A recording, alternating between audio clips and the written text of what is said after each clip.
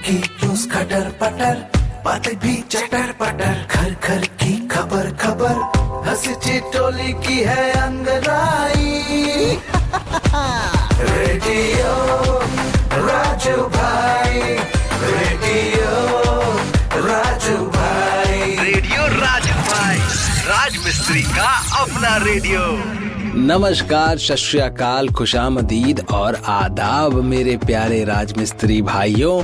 मैं हूं आपका दोस्त राजू भाई और आप सुन रहे हैं रेडियो राजू भाई, राज मिस्त्रियों का अपना radio, powered by UltraTech cement, देश का नंबर 1 सीमेंट। दोस्तों, क्या आप जानते हैं अच्छी गुणवत्ता की ईंट कैसे पहचाने? ईंट एक समान आकार, साइज और रंग का होना चाहिए।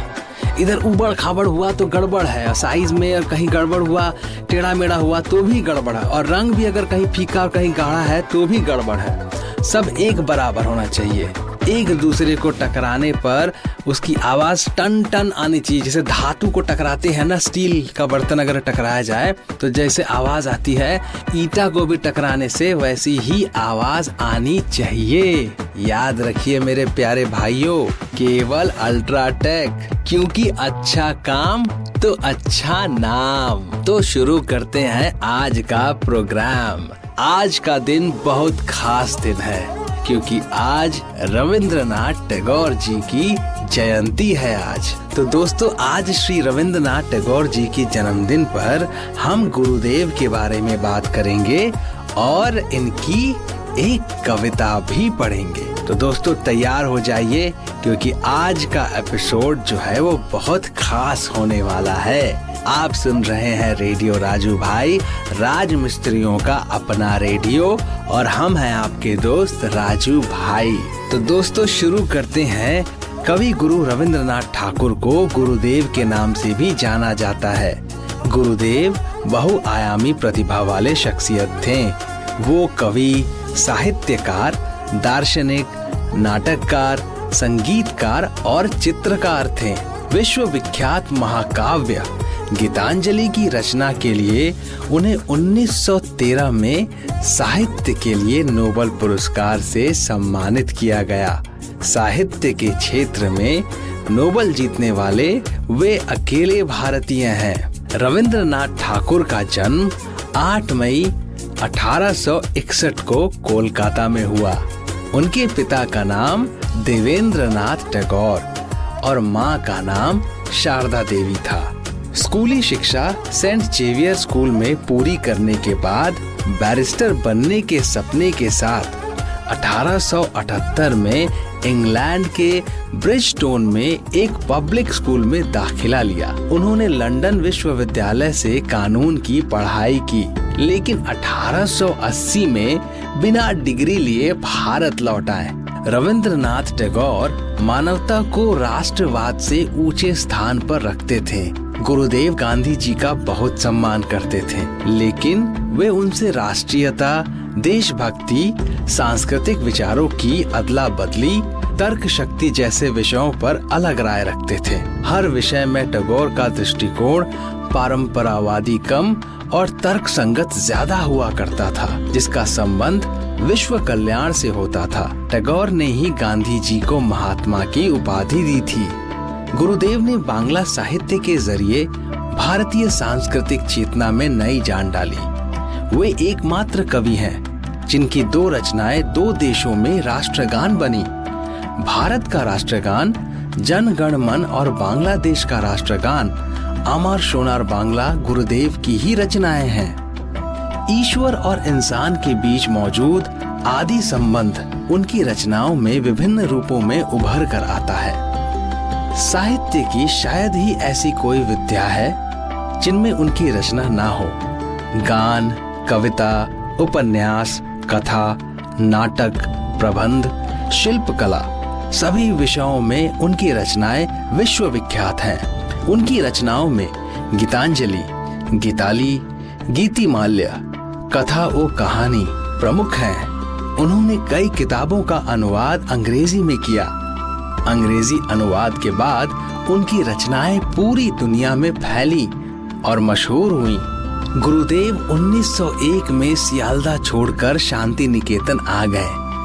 प्रकृति की गोद में पेड़ों, बगीचों और एक लाइब्रेरी के साथ टैगोर ने यहाँ विश्व भारती विश्वविद्यालय की स्थापना की।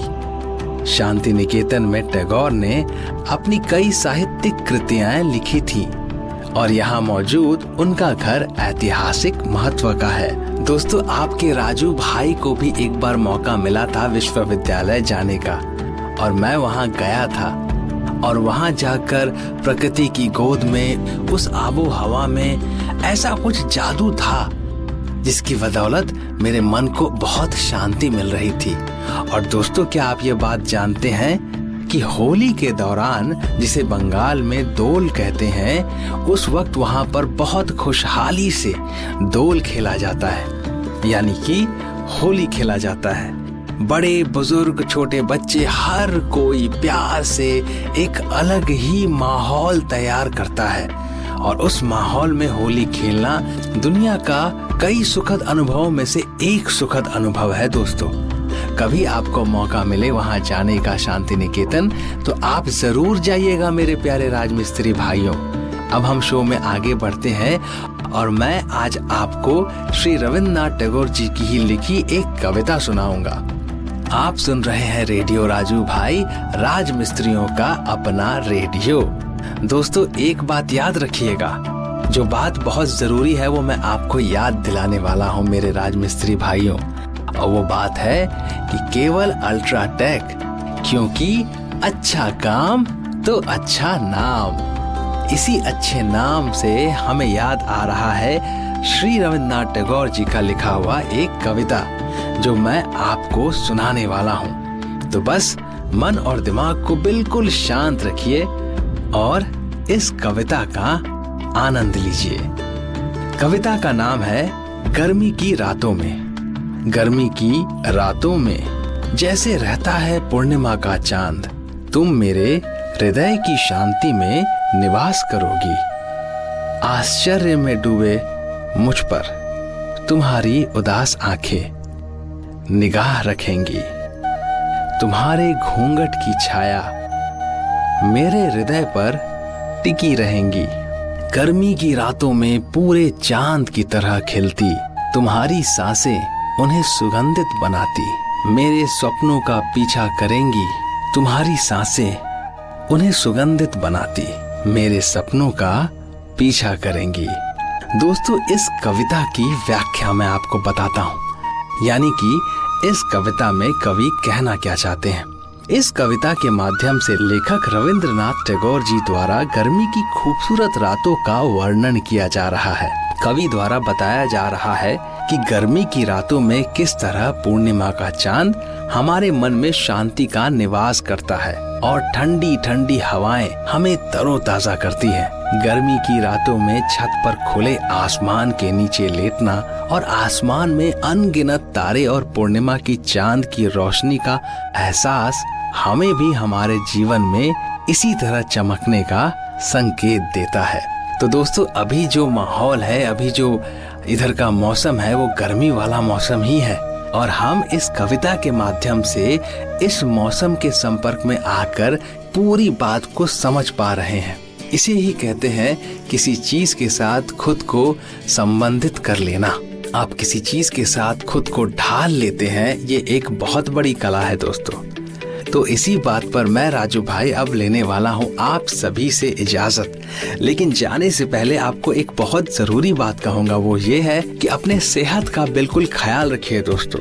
मौसम गर्मी का है, इसका मतलब ये है कि आपको समय समय पे अपने आप को पानी पिलाते रहना होगा और घर में बड़े बुजुर्ग और बच्चों पर खास ध्यान देना है। बच्चे बहुत खेल कूद करते हैं तो उनको पसीना भी ज्यादा आता है और पसीना ज्यादा आने का मतलब है कि आपके शरीर से कुछ जरूरी मिनरल्स और विटामिन्स पसीने के माध्यम से निकलते रहते हैं। इसीलिए बीच बीच पे नींबू, नमक और चीनी ये मिलाकर पानी का सेवन करते रहिए दोस्तों, क्योंकि आपका राजू भाई भी बिल्कुल ऐसा ही करता है। जाने से पहले फिर वही बात याद दिलाऊंगा कि केवल अल्ट्राटेक, क्योंकि अच्छा काम तो अच्छा नाम। तो दोस्तों अब लूंगा मैं आप सभी से इजाजत और हम मिलेंगे अगले एपिसोड में। नई बातों का सिलसिला वहाँ जारी रखेंगे। तब तक के लिए मुझे इजाजत दीजिए। अलविदा दोस्तों। रेडियो राजू भाई, रेडियो राजू भाई, रेडियो राजू भाई, राज मिस्त्री का अपना radio. Brought to you by Ultratech Cement.